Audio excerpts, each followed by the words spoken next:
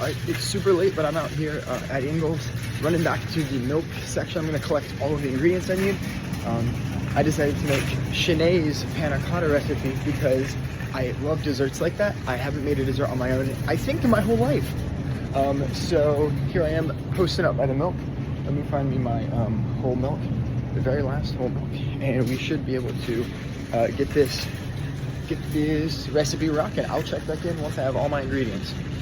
All right, I'm finally back from the store. It's actually the next morning. So I went to Ingles last night and I was able to get everything that I needed except for this gelatin. They were completely out and it was too late for me to run anywhere else.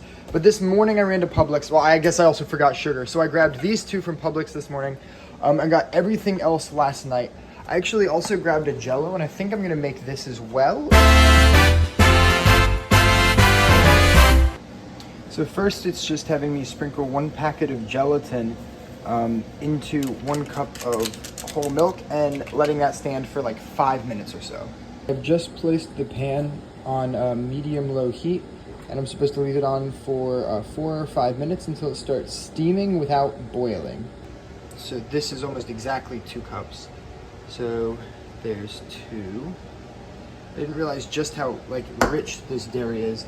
Then I didn't have a teaspoon, but I do have a food scale, and you can measure out how much things weigh. So I was able to measure out in grams the correct amount of sugar and vanilla extract to use. So anyway, now that I've put this in, I'm going to, again, not let it boil and stir, and I believe it's 4 to 5 minutes just until it's kind of simmering. I'm supposed to add sour cream into here, and then I'm gonna whisk the mixture directly into there. The next step is to remove this from heat and let it stand for 5 minutes before we go into the sour cream. I'm supposed to add cream gradually while whisking, which unfortunately is not gonna be an option as I do not own a whisk. But what I do own is whatever this is. This little stirrer thing, and so I can try to whisk as best as I can. Ooh, get a little bit on me, but I'm going to do my best to whisk all of this in, and then I'll check in once that's done. The recipe does call for a strainer, and I'm supposed to strain this directly into the glasses or the cups. As I don't have that, I'm going to be putting these just directly into some plastic cups that I do have. All right, I got everything put together in these 5 solo cups, so I'm gonna go ahead and put them in the fridge and check back in a couple of hours.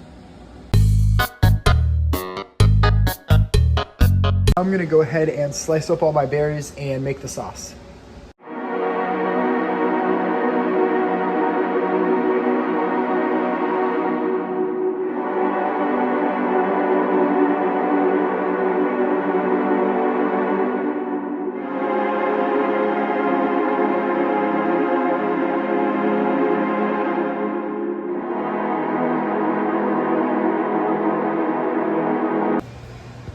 I have everything completely done. So first off, here is the topping. It came out exactly how I wanted it to, with everything cooked down a little bit more.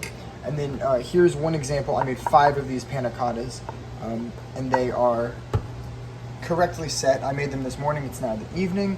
So I'm gonna go ahead and put some of this on and give it a little taste test. And just, okay, perfect. This is the first I'm seeing. It looks like it's set perfectly. Let me give it a try. It tastes exactly like the one Shanae made.